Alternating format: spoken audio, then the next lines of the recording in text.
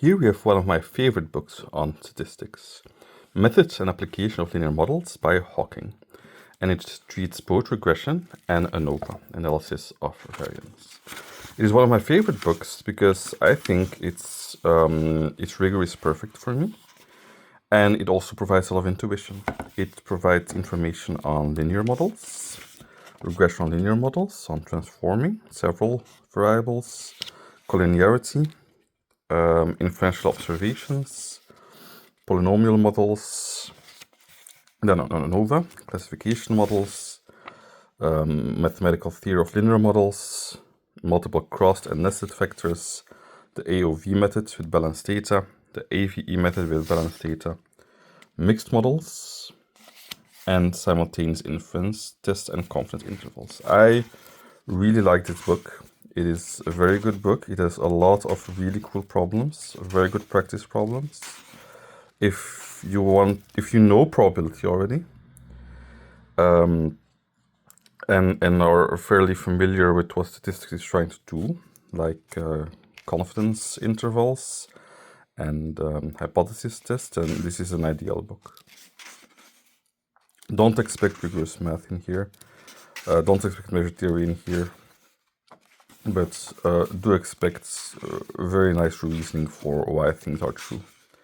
And quote-unquote proofs for different properties. I think I really like this book. It's very good. Then we have Statistical Rules of Thumb by Gerald van Belly, which is basically on the different rules of thumb that exist. So on linear models, or for example, on how we pick sample size, or if we have a sample size of 30, then we can assume it's normal, and we can assume the central limit theorem and stuff. And basically this contains most of the rules of thumb that people assume in statistics. So it discusses the rule of thumb, and it basically illustrates it. It basically shows where the rule comes from, and then it discusses and extends it. Extremely good book for the practicing statistician who is interested in knowing where things come from and why things are true. The rules of thumb are described very briefly. There's not much place to it, but yeah, so it's not that there is a rigorous proof for it, but I still think it's very useful. Here is a very famous book by Matrix Analysis by Horn and Johnson. And this book covers a lot of linear algebra, starting with eigenvalues and eigenvectors, unitarily equivalence. It goes on to deal with canonical forms, Hermitian and symmetric matrices, norms for vectors and matrices, location and perturbation of eigenvalues, positive definite matrices, non-negative matrices. So this book basically deals with everything you need to know about matrices for the practitioner. So I would say this is not a book for the pure mathematician, even though a pure mathematician might enjoy this. But it basically is a book for if you want to do something, like you're working in numerical analysis, you're working in statistics, and you want to know a certain result or certain theorem, this is a very good reference book. So I would use it exclusively as that, as a reference book. Not as a book to learn from, because I think the book is dreadfully boring. And doesn't contain many interesting things. But as a reference book, where you just want to look up some things and want to make sure why things are true, I think this book is excellent. Here we come by the book by Agresti, Categorical Data Analysis. So what's the categorical data? Categorical data are data which which, for example, there's male and female. One is not bigger than the other. One is not twice of the other. They're both separate things. Then we have ordinal data, which are data which are ordered, but the precise quantity is maybe not known. For example, a book can be good, moderate, or bad. Good is maybe not twice moderate, so you don't know, that's ordinal data. And this book deals with these kinds of data and analysis on these kinds of data, which would be very useful for people in psychology and other places where this kind of data is used. The main methodology in this kind of analysis is contingency tables, which are discussed in depth. There's also logistic regression, which is also discussed in depth here. This is really a reference book again. It's really comprehensive. It's, I think, the Bible of categorical data analysis. And it would contain everything you need to know. You need to know a lot of statistics already. You need to know the basics of statistics already to be able to get something out of this book, because the book goes, really tough, really fast, and it's definitely not for people who are new to this kind of thing. I would again use it as a reference book, or if you want to know, for example, something about quasi-likelihood, you go to this page and you read what they write about it.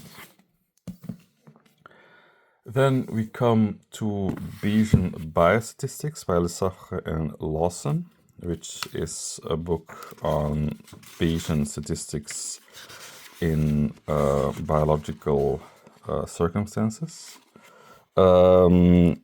So I bought this book for university course because the professor was the writer of this book, and we needed to buy this book for that.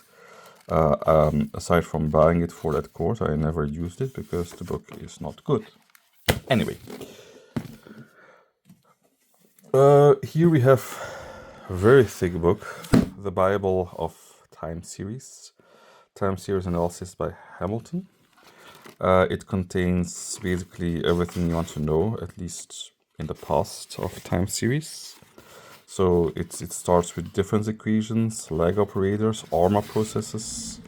It does forecasting, maximum likelihood estimation, spectral analysis, asymptotic distribution theory, linear regression models, linear systems of simultaneous equations, covariant stationary vector processes, vector autoregressions, Bayesian analysis, the Kalman filter, generalized method of moments, models of non-stationary time series, processes with deterministic time trends, univariate processes with unit roots in multivariate time series, co-integration, full information maximum likelihood analysis of co-integrated system, time series models of heteroscedasticity, modeling time series with change in regime.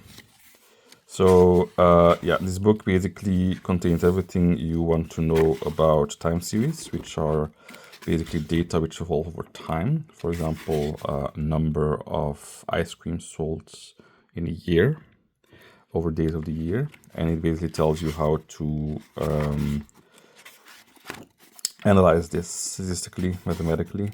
The book is very rigorous mathematically. It derives whatever is in it, and it goes very deep in the linear algebra. I have heard that this book is quite outdated nowadays because it doesn't deal with any modern techniques. The book is already quite old. So yes, I would still recommend it because it would be interesting, because I think it contains a lot of interesting stuff. But perhaps, combine it with a modern book as well. Here we have Verbeke and Molenberg's Linear and Mixed Models for Longitudinal Data, which is a book on longitudinal mixed model data analysis. These were, again, professors of mine, and the book is very close to the awful lecture they gave, which I did not enjoy at all. You have longitudinal data, exploratory data analysis, marginal model. We have fitting linear mixed models with SAS, and so on. The book contains a lot of methods, but very little explanations for why the methods are holds, or the proof for the methods. I would not recommend this book. Next, one of the most rigorous possible books on statistics, The Theory of Statistics by Shervish. The theory and and it kind of takes a more Bayesian bent, even though it's also yeah, quite classical. It starts off with probability models, and it does it sufficient statistics. It does it all very, very, very rigorously. Decision theory, hypothesis testing, there's estimation, equivariance, hierarchical models, sequential analysis, and then basically appendices on measure and probability theory, and mathematical theorems not proven here, and summary of distributions. If you want a book on statistics that proves everything rigorously and with full generality using measure theory, this is the book you want. This is not the book I wanted. I wanted the book which was more practical, but still, in a sense, rigorous. This book was too rigorous and did not contain much practice at all. And the book was also very hard for me. It's definitely a very hard book. It's definitely something that you need to go over very slowly. If you're into mathematical statistics, this is the book you want. This is the perfect book you want. But it doesn't tell you how to do statistics. It doesn't tell you how to think of statistics. It doesn't give you examples. It doesn't tell you why things are the way they are. So be very careful in getting this book. Already get it if you are quite good in statistics. Otherwise, I would skip. Here we have Duistermaats and Kolk, one of their books on distributions. Distribution is a generalized function. Generalized functions in the sense that they generalize usual functions, in the sense that they admit more derivatives, more integrals, more combinations, and stuff like that. I think, as much as I like Duistermaats' book, and I think it's excellent, of course, I think there are probably better books on the topic. I think that while I really liked this book, I also think that other books are possible and better. Whereas I like the multidimensional Duistermaats books for their many very cool, amazing problems. This didn't really have many cool, amazing problems. It does have some problems. Most of it are quite hard, but I wasn't too intrigued by them. It isn't too as good as their multidimensional problems. So yes, definitely a good book, definitely well written. They're very precise, but there are better books out there. Here we come to Hamming, Numerical Methods for Scientists and Engineers, which is a book on how to compute things. So how to solve things. So here we see fundamentals of algorithms. We have polynomial approximation, Fourier approximation, exponential approximation. That's basically it. And it deals with all kinds of algorithms. I have not really read this book myself, so I can't comment on whether it's good or not, but yeah, it looks chill, I guess.